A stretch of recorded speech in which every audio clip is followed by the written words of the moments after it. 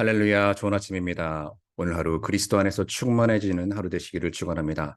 오늘 주님께 주시는 말씀 골로새서 2장 1절에서 15절입니다. 골로새서 2장 1절에서 15절 말씀 제가 봉독해 올리겠습니다.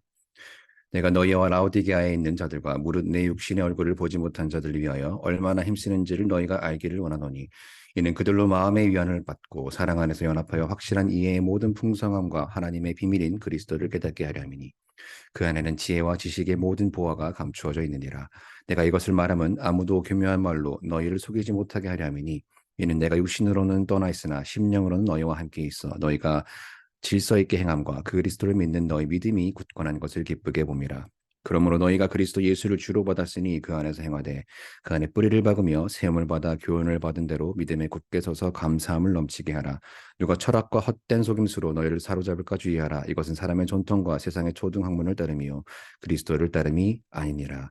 그 안에는 신성의 모든 충만이 육체로 거하시고 너희도 그 안에서 충만하여졌으니 모든 통치자와 권세의 머리시라. 또 그 안에서 너희가 손으로 하지 아니한 할례를 받았으니 곧 육의 몸을 벗는 것이요 그리스도의 할례니라. 너희가 세례로 그리스도와 함께 장사되고 또 죽은 자들 가운데서 그를 일으키신 하나님의 역사를 믿음으로 말미암아 그 안에서 함께 일으키심을 받았느니라. 또 범죄와 육체의 무할례로 죽었던 너희를 하나님이 그와 함께 살리시고 우리의 모든 죄를 사하시고 우리를 거스르고 불리하게 하는 법조문으로 쓴 증서를 지우시고 제하여 버리사 십자가에 못 박으시고 통치자들과 권세들을 무력화하여 드러내어 구경거리로 삼으시고 십자가로 그들을 이기셨느니라. 아멘. 단순한 완전함, 진짜를 알아야 가짜가 보입니다. 단순한 완전함, 진짜를 알아야 가짜가 보입니다. 라는 제목으로 하나님의 말씀 선포하도록 하겠습니다. 미국 재무부 US Department of the Treasury 산하에는요, 위조지폐조사국이라는 부서가 있어요. 이 사람들이 위조지폐를 감별하는 방법은 아주 단순합니다. 지폐를 그저 바라보거나 만져보기만 해도 금방 위폐임을 알아낸다고 해요. 자, 그 이유가 뭔가 봤더니 정말 단순합니다. 진짜를 알기 때문이에요. 흔히 가짜를 분별하려면요, 가짜를 분석해야 한다고 생각하죠. 사실은 정반대입니다. 이 사람들이 출근해서 하는 일이 뭔가 봤더니 하나밖에 없어요. 하루 종일 진짜만 들여다보고 연구합니다. 진짜를 알아야 가짜가 보이는 원리예요. 오늘 사도 바울이 이단 사상들이 들어와서 압박하고 있는 이 골로새 교회에 편지를 쓰면서 전하고 싶었던 원리입니다. 자, 골로새 교회는 1장 7절에서 보았던 에바브라가 바울로부터 복음을 듣고 개척한 교회죠. 골로새서 4장 12절 이하를 보니까요. 이 교회의 사역이 주변의 라오디게아 같은 소아시아의 다른 도시까지 퍼져나간 거예요. 따라서 오늘 2장 1절에 라오디게아에 있는 자들과라고 말한 거죠. 자, 문제는 교회가 성장할수록 공격이 더 심해집니다. 이 이방인 중심 교회에 사방에서 이단 사상이 마구 들어와요. 헬라 철학과 동방의 여러 종교들, 또 유대 율법주의가 결합이 돼서요. 괴상한 이단이 탄생합니다. 여러분이 들어보셨을 영지주의라는 이단이에요. Gnosticism, 헬라어 gnosis, 영어 단어 know, 알다가 여기서 나왔어요. 하나님의 깊은 어떤 것을 자기들만 안다고 주장하는 자들입니다. 자, 이들이 즐겨 쓰던 말이 있습니다. 대표적으로 깨달음, 지혜, 지식 이런 말들이에요. 요즘 이단들하고 참 비슷하죠. 이를 통해서 성도들을 미혹하고자 했던 게 뭡니까? 완전함입니다. spiritual perfection이에요. 때문에 1장 28절에 사도 바울이 의도적으로 이렇게 말한 겁니다. 우리가 그를 전파하여 각 사람을 권하고 모든 지혜로 각 사람을 가르침은 각 사람을 그리스도 안에서 완전한 자로 세우려 함이니. 자, 사도 바울이 말하는 완전함은요. 지난 10월 23일에 에베소서 4장을 강의하면서 말씀드렸죠. 그리스도 안에서 온전함입니다. 즉 성숙함이에요. 이런 영적 성숙에 이르는 길이 뭡니까? 아주 단순합니다. 교회의 머리 되시는 하나님의 지혜이신 그리스도만 붙잡는 거예요. 뒤집어 말하면 골로새 교회가 지금 거짓 교사에게 흔들리고 있다는 사실은 그리스도의 머리 되심이 흔들리고 있었다. 자, 내일 보게 될 2장 19절의 표현을 빌리자면요. 그리스도의 몸된 교회가 머리이신 그리스도를 붙들지 않았다. 교회의 머리가 그리스도가 아닌 다른 누군가로 대체되고 있었다. 자, 이 문제가 교회를 사랑하는 바울에게 얼마나 큰 아픔이 되었는지 자신이 세우지도 않고 방문하지도 않은 골로새 교회를 향해서 오늘 1절에 이렇게 얘기한 겁니다. 무릇 내 육신의 얼굴을 보지 못한 자들 위하여 얼마나 힘쓰는지를 너희가 알기를 원하노니. 여기 힘쓰다는 헬라어로 아곤인데요. 히브리서 12장 2절에 1절에 인내로서 우리 앞에 당한 경주를 하며 할 때 경주에 해당하는 단어입니다. 예수만이 나의 머리시다라는 믿음 때문에 콜로세움 원형 경기장에 사자의 밥으로 던져져서 구경거리가 된 그 잔인한 경주같이 그리스도의 주되심, 즉 머리를 붙들기 위한 싸움이에요. 영적 전쟁은요 다른 게 아닙니다. 머리를 붙드는 싸움이에요. 사탄 마귀는 이 사실을 너무나 잘 압니다. 머리가 바뀌면 몸이 무너지는 거예요. 이 단순한 원리를 이 시대 교회가 깨닫지 못하니까 몸이 아픈 겁니다. 오늘 바울의 가르침은 정말 단순합니다. 무엇보다 그리스도가 진짜 너희의 머리신지 확증해봐라. 그리스도가 진짜 교회의 머리시면 영적 성숙이 온전함이 이미 너희 안에 있다. 그러니까 속지 말아라 라는 말이죠. 자, 2절 이하 5절까지 오늘 우리 교회가 점검해 보아야 할 네 가지 영적 성숙의 증거를 나열합니다. 자, 첫 번째 증거가 2절에 나오죠. 이는 그들로 마음의 위안을 받고 그리스도가 정말 머리인 교회는요. 성도들이 마음의 위안을 받습니다. 여기 마음은 헬라어로 cardia, 영어의 cardiology, 즉 심장, heart에 관련된 단어예요. 여기 마음은 따라서 감정에 관련된 것이 아닙니다. 생명과 관련된 말이에요. 잠언 4장 23절이 뭐라고 해요? 모든 지킬 만한 것 중에 너 더욱 내 무엇을 지키라? 마음을 지키라. 생명의 근원이 이에서 남이라. 교회가 비본질적인 것 때문에 성도들이 마음을 다치면 본질을 향한 열정과 소망과 의지가 꺾여버리는 겁니다. 그래서 성도들이 교회를 떠나는 거예요. 단순합니다. 교회가 머리를 붙잡지 않아서예요. 여기 위안은 헬라어로 파라칼레오라는 단어인데 성령, 보혜사죠. 그 보혜사를 뜻하는 파라클레이토스라는 말도 여기서 나왔어요. 자, 성령이 하시는 일이 뭡니까? 바로 옆에서 용기를 북돋아주고 마음을 잡아주는 일이에요. 즉 생명을 살리는 일입니다. 단순히 위로하는 차원을 넘어서서요. 새로운 심장을 주는 겁니다. 그리스도가 정말 머리시면요. 성도들이 새로운 심장을 받는 것 같은 진짜 생명이 사는 일이 일어납니다. 두 번째 증거가 이어서 2절에 사랑 안에서 연합하여라고 합니다. 이 연합에 쓰인 헬라어가 참 재밌게 사도행전 16장에 나옵니다. 바울이 2차 전도여행 때 소아시아로 가고자 하죠. 성령께서 계속 막으십니다. 바울이 왜 성령의 뜻을 알지 못했을까요? 사역이 자기 뜻대로 너무 잘 되고 있었거든요. 여러분, 일이 내 뜻대로 잘 풀리는 것 같은 때는 성령의 음성이 잘 안 들어와요. 자기의 경험치가 성령 앞에 서는 겁니다. 즉 자신이 머리가 되는 거예요. 무시아를 지나서 이제 드로아로 가죠. 그날 밤에 바울이 환상을 봅니다. 한 사람이 마게도냐를 건너와서 우리를 도우라 말합니다. 사도행전 16장 10절입니다. 바울이 그 환상을 보았을 때 우리가 곧 마게도냐로 떠나게 됨쓰니 이는 하나님이 저 사람들에게 복음을 전하라고 우리를 부르신 줄로 인정함이라. 여기 인정하다라는 말에 오늘 2절에 연합하여라는 말과 똑같은 헬라어가 쓰였어요. 여기 인정하다라는 말은 그들도 하나님과 하나의 그림으로 하나의 단위로 묶여지는 것을 알았다는 말입니다. 바로 이 말이 오늘 사랑 안에서 연합하여라는 말의 의미입니다. 그리스도가 머리인 교회는요, 하나님의 뜻과 성도들의 뜻이 십자가 복음 안에서 하나로 묶여지게 돼 있어요. 반대로 머리가 뒤바뀌면 교회 안에 성도들 간에 계속 분열이 생깁니다. 뜻이 계속해서 틀어져요. 세 번째 증거가 2절 후반부에서 3절에 나옵니다. 확실한 이해의 모든 풍성함과 하나님의 비밀인 그리스도를 깨닫게 하려면이 그 안에는 지혜와 지식의 모든 보화가 감추어져 있느니라. 자, 여기 깨닫다, 지혜, 지식 이런 말이 또 나오죠. 당시 영지주의 이단이 즐겨 쓰던 단어입니다. 바울이 의도적으로 사용하고 있는 거예요. 그리스도가 머리 된 교회는 그리스도 안에서 그리스도를 향해서만 완전한 깨달음, 완전한 지혜, 완전한 지식이 얻어진다고 말하는 겁니다. 교회의 머리가 바뀌면요, 말씀이신 그리스도 외에 다른 데서 보화를 찾으려 합니다. 머리가 틀어지고 정신이 흐트러지니까 2단이 들어와도 무슨 변속기 마냥 3단, 4단으로 계속 넘어가는 거예요. 그렇게 몸된 교회가 무너지는 겁니다. 이 세 번째 증거가 마지막 네 번째 증거로 또 이어져요. 네 번째 증거가 4절에 나오죠.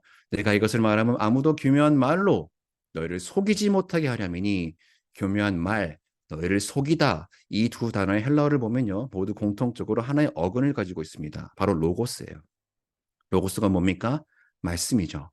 창세기의 첫 인류 아담을 속인 게 뭡니까? 말, 언어에서 시작했어요.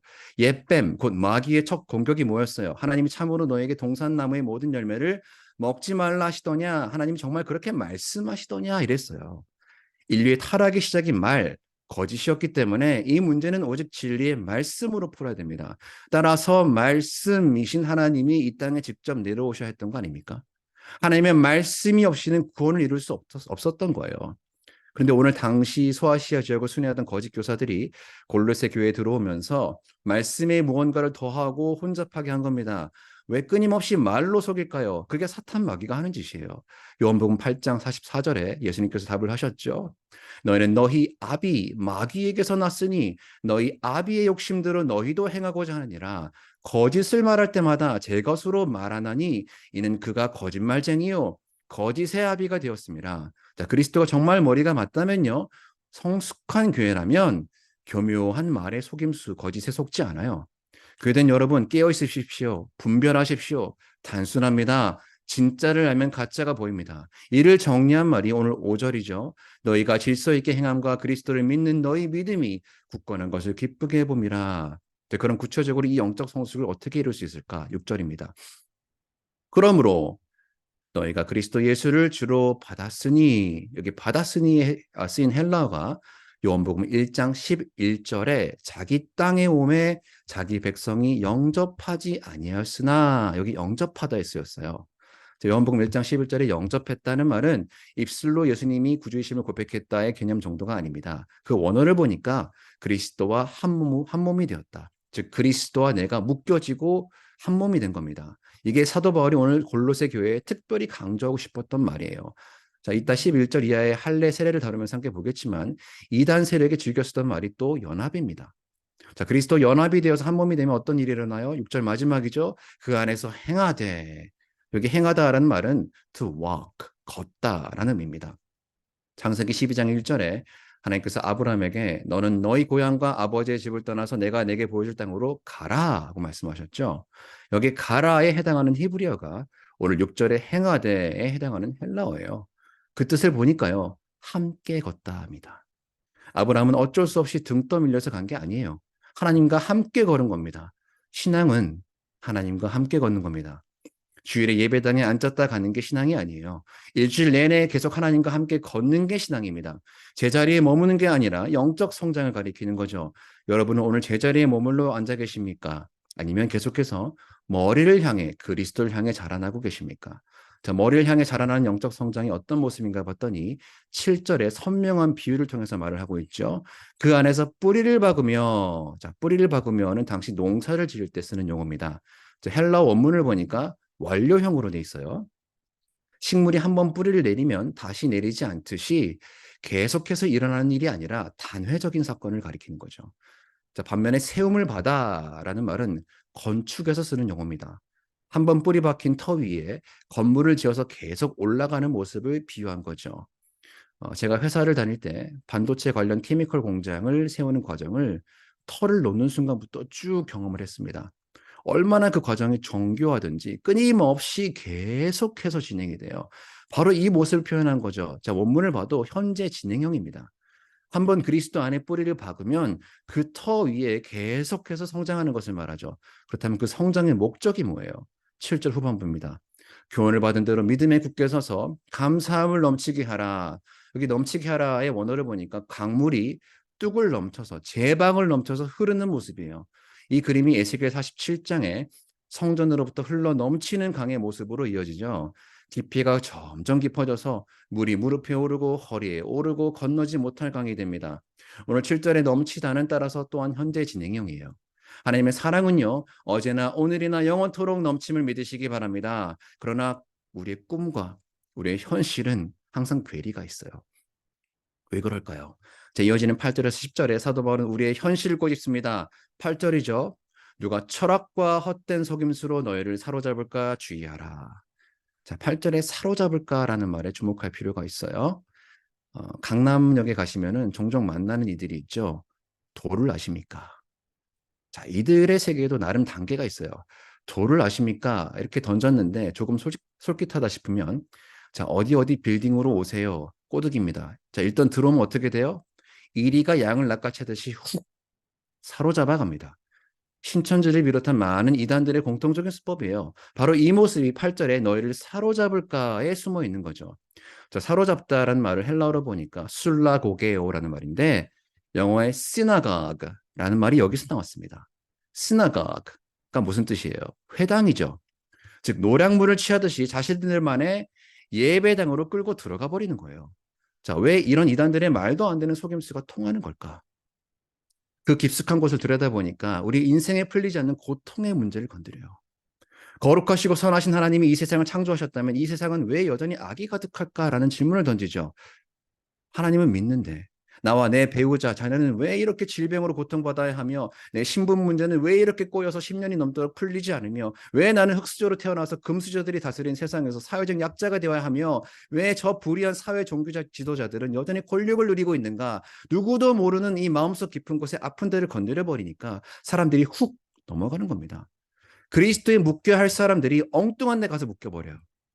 영지주의 사상이 여기를 비집고 들어온 겁니다. 악의 문제에 답을 찾다가 못 찾으니까 내린 결론이 뭐예요? 영의 세계는 선하다. 그러나 물질의 세계는 악하다. 이분법적으로 나눠버린 겁니다. 문제는 이렇게 영과 육을 분리시키면 어떤 결론에 이르러요? 하늘에 계신 거룩하신 하나님이 인간의 세계에 들어오실 방법이 없기 때문에 100% 인간이시며 100% 하나님이신 예수님, 그 구원론의 진리가 뒤틀어져 버립니다. 예수님이 입고 있던 몸은 악한 것이었고 하나님의 선한 영이 그 몸에 잠깐 계시다가 십자가에서 죽으실 때 그 영이 떠나가셨다. 이렇게 되면요. 내 육신은 어차피 악한 거니까 내 몸에 간음, 술 취함, 방탕함 무슨 짓을 해도 문제가 안 되는 거예요. 왜요? 어차피 내 영은 구원받아 천국 가니까. 따라서 내가 이 땅에서 겪는 고통도 어차피 몸의 문제니까 영으로 계신 하나님의 탓도 아닌 게 됩니다. 누이 좋고 매부 좋고 이렇게 되는 거예요. 이게 누구 생각이에요? 사람의 생각입니다. 8절 후반부입니다. 이것은 사람의 전통과 세상의 초등학문을 따름이요 그리스도를 따름이 아니니라. 자, 초등학문이란 말은 그 원어를 보면 우주의 삼라만상을 가리킵니다. 당시 점성술에 쓰이던 단어인데요. 내일 보게 될 천사 숭배와 같은 그런 신비주의에 연결되는 말이죠. 여러분, 거짓 교사들은 절대로 대놓고 그리스도를 버리라고 말하지 않습니다. 그리스도를 따르라고 해요. 겉으로는요, 우리가 믿는 복음과 똑같습니다. 그러나 은연중에 그리스도는 그 중에 일부분이다라고 세뇌시키는 거예요. 바로 이 때문에 골로새서를 통틀어서 바울은 계속해서 그리스도의 으뜸되심, 그리스도의 탁월하심을 전면에 내세우는 겁니다. 왜요? 진짜를 알면 가짜가 보이니까. 그리스도로 충만해지면 다른 것들이 비집고 들어올 틈이 없어요. 이게 9절에서 10절의 내용이죠. 9절입니다. 그 안에는 신성의 모든 무엇이 충만히 육체로 거하시고 10절이죠. 너희들 그 안에서 어떻게 되었으니 충만하여졌으니 그는 모든 통치자와 권세의 머리시라. 자, 앞에 골로새서 1장 19절에 바울이 뭐라 했어요? 아버지께서는 모든 충만으로 예수 안에 거하게 하시고 하나님 아버지의 모든 것이 예수 안에 있다. 곧 예수가 하나님이시다. 원리는 단순합니다. 예수가 교회의 진짜 머리신가? 예수 한 분으로 정말 충만하고 충분한가? 바울이 왜 이렇게 충만을 강조합니까? 영지주의 이단이 자주 쓴 말이 충만입니다. 완전함이에요. 이 말을 이상하게 뒤틀어 버린 거죠. 어차피 이 땅은 악으로 가득 찼으니까 완전함, 충만에 이르려면 악한 지상계를 벗어나서 선한 천상계에 이르러야 한다. 이를 위해서 이러이러한 것들은 해야 되고 또 해서는 안 된다. 율법주의를 내세운 거죠. 자, 마지막으로 종교적 율법주의를 주의하라고 바울이 말을 하고 있습니다. 영지주의자들이 유대인들이 율법주의에서 가져온 게 바로 할례입니다. 할례가 뭡니까? 창세기 17장을 보니까 택하신 이스라엘 백성과 맺은 언약의 표징이죠. 그런데 바로 앞장에 창세기 16장에 가시면 어떤 내용이 나와요? 자손을 주시겠다는 하나님의 약속을 믿지 못하고 아브라함이 인간의 방법으로 하갈을 통해서 아이를 낳습니다. 그게 누구죠? 이스마엘이죠. 이스마엘은 인간의 손으로 만들어진 것을 상징합니다. 하나님의 약속은요, 약속의 하나님은요, 여전히 아브라함을 포기치 않으시고 다시금 할례라는 표징을 주신 거예요. 할례는 여러분 아시듯이 생식기의 포피를 벗기는 거죠. 죽음을 상징합니다. 즉 할례는 인간의 손으로 만든 것에는 죽고 하나님의 약속에 대해서만 사는 거예요. 자, 이 말을 11절에 이렇게 풀어낸 거죠. 또 그 안에서 너희가 손으로 하지 아니한 할례를 받았으니 마음의 할례를 말하죠. 곧 육의 몸을 벗는 것이요 그리스도의 할례니라. 그리스도의 할례가 가리키는 게 뭡니까? 세례입니다.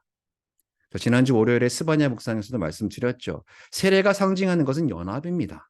그리스도 함께 죽고 그리스도 함께 사는 거예요. 사람의 손으로 만든 것에 죽고 하나님의 약속에 대해서만 사는 겁니다. 구약의 할례의 의미와 똑같아요. 따라서 12절을요, 공동 번역으로 읽으니까 이렇게 번역했어요. 여러분은 그리스도의 할례, 곧 세례를 받음으로써 그리스도와 함께 묻혔고 또 그리스도와 함께 다시 살아났습니다. 한마디로 복음이에요. 교회의 머리가 진짜 그리스도실 때 이 복음의 능력이 그의 몸인 성도들에게 충만히 일어나게 되는 겁니다. 자, 13절에서 15절은요. 이렇게 그리스도의 죽으심과 부활하심에 완전히 묶여서 하나 되었을 때 몸된 교회가 풀려나게 되는 세 가지에 대해서 말합니다. 자, 그리스도 하나로 묶이면요. 첫째로 죄로부터 풀려나요. 13절입니다. 또 범죄와 육체의 무할례로 죽었던 너희를 그리스도를 영접하고 예수와 연합되기 전의 모습이죠. 하나님이 그와 함께 살리시고 우리의 모든 죄를 사하시고 그리고 또한 두 번째로 율법으로부터 풀려납니다. 14절이죠. 우리를 거스르고 불리하게 하는 법조문으로 쓴 증서를 곧 율법이죠.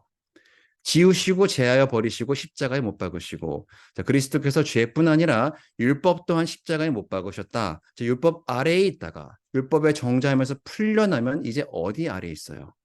로마서 6장 14절입니다. 죄가 너희를 주장하지 못하리니 이는 너희가 법 아래에 있지 아니하고 은혜 아래에 있음이라. 할렐루야. 자, 마지막 세 번째로 또한 사탄의 권세로부터 풀려납니다. 15절이죠. 통치자들과 권세들을 무력화하여 드러내어 구경거리로 삼으시고 십자가로 그들을 이기셨느니라. 자, 이기셨느니라의 원어를 보니까 당시 전쟁에서 이기고 귀향하는 로마 장군과 그 뒤를 따르는 승리의 행진, triumphal procession을 가리킵니다. 바로 이 그림을 바울이 고린도후서 2장 14절에 이렇게 표현했죠. 항상 우리를 그리스도 안에서 이기게 하시고 우리로 말미암아 각처에서 그리스도를 아는 냄새를 나타내시는 하나님께 감사하노라. 전쟁에서 이기고 돌아오는 그 로마 군사를 맞이하면서 바닥에 꽃을 뿌려놨는데요. 이 긴 행렬이 이를 밟고 들어올 때 그 향기가 온 도시 전체에 퍼졌어요. 저는 이 그리스도를 아는 냄새를 중국 유학 시절에 지하교회 출신 자매로부터 맡은 기억이 있습니다.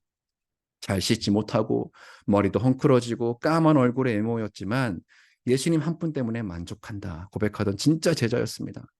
핍박 가운데서도 형제 자매의 신변 안전을 걱정하면서 예배 처소가 발각될까 봐 머리카락 한 올조차 흘릴까 노심초사했던, 그러나 그리스도와 완전히 묶여서 연합되었던 그 사람, 그 진짜 앞에서 위조 지폐 드러나듯이 가짜가 드러났습니다. 바로 저예요. 이 순간이 정말 오늘 진짜만 붙잡는 저를 만들어냈습니다. 사랑하는 여러분, 복음의 원리는 단순합니다. 진짜를 알면 가짜가 보입니다. 우리 어시스텐 한인장로교회가 지금 성도가 많아지고 수적으로 성장하고 있죠. 오늘 골로새 교회에 전한 사도 바울의 외침을 들으십시오. 단순한 완전함, 즉 온전함을 붙드세요. 어떻게 해요? 머리 대신 그리스도만 붙드십시오.